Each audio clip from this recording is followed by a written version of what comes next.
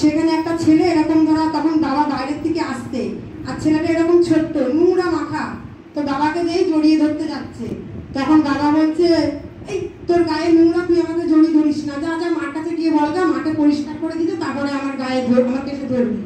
তখন কি করলো, ছেলেটা দৌড়িয়ে কাঁদতে কাঁদতে মার কাছে গেল, মা মা বাবা আসছে, বাবা আমাকে কিন্তু কোলে নিল না। তখন মা কি করলো, ভাত খাচ্ছিল, ভাত খাওয়া ফেলে ধুয়ে ছেলেটিকে পরিষ্কার করে বাবার কোলে তুলে, তখন বাবা করলো কি, ছেলেকে কোলে নিয়ে গ্রামে বেরোলো আর বলছে দেখ এটা আমার ছেলে।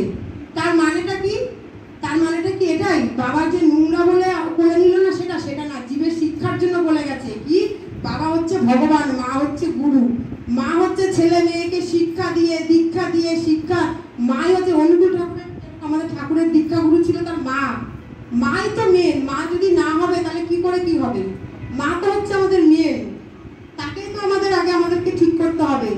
একটা মেয়েকে শ্বশুর বাড়ি যাওয়ার আগে তাকে তো তৈরি করতে হবে যে তুই কেমন করে চলবি, কেমন করে বলবি, কিন্তু আমরা তো তা করি না, আমরা যে বলি তোরা তোদের মতো সংসার নিয়ে থাকবি, একসাথে থাকবি না, আমরাই তো বলে দিচ্ছি। তাই আমাদের সবারই প্রত্যেকেরই উচিত কিন্তু মায়েদেরকে শিক্ষা দেওয়া তার ছেলে মেয়েদের, আর প্রত্যেক দিনই অবশ্য করেই গীতা, নারী নীতি, সত্য অনুসরণ সবকিছুই কিন্তু পড়ার প্রয়োজন আছে। সবকিছু পড়ার মধ্যে দিয়ে কিন্তু জ্ঞান আসবে, জ্ঞানের আলো হবে। আমরা যদি যাওয়ার সময় যদি জ্ঞান না নিয়ে যেতে পারি, তাহলে আমরা ওপরে যে আমাদের কোনো লাভ নেই, আমরা কিন্তু সেই ওই আসা যাওয়াই আমাদের সার হবে, শুধু আসবো আর যাব, সেই ভগবান সেই ইয়ে কিন্তু আমরা ধাম কিন্তু প্রাপ্ত করতে পারবো না। এই জন্য আসা যাওয়ার জন্য আমাদের কিন্তু ঠিকভাবে এই নারী নীতি, ঠাকুরের সত্য অনুসরণ, ভগবত গীতা এগুলো কিন্তু পাঠ করতে হয়। এগুলো না করলে কিন্তু হয় না, যে না করবে সে কিন্তু তার জ্ঞানের আলো কিন্তু কখনো প্রকাশ হবে না।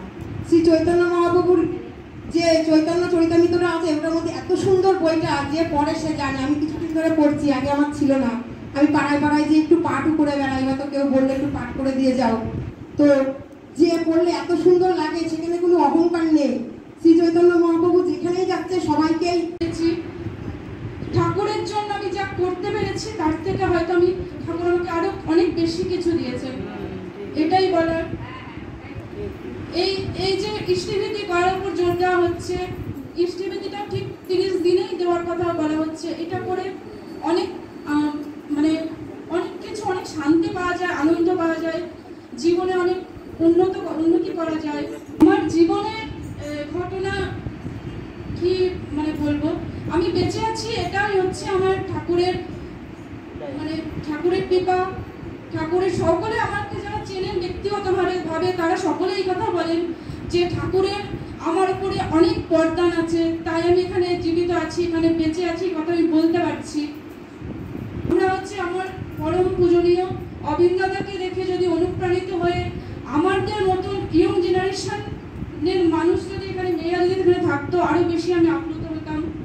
প্রতিটা অনুষ্ঠানে দেখি যে অনেক ইয়ং জেনারেশনের মানুষরা এগিয়ে আসে, ছেলে মেয়েরা, কিন্তু এই মন্দিরে আমি খুব একটা কোনোদিনই দেখিনি। এটা দেখতে পারলে আমার অনেক বেশি আপ্লুত হতাম।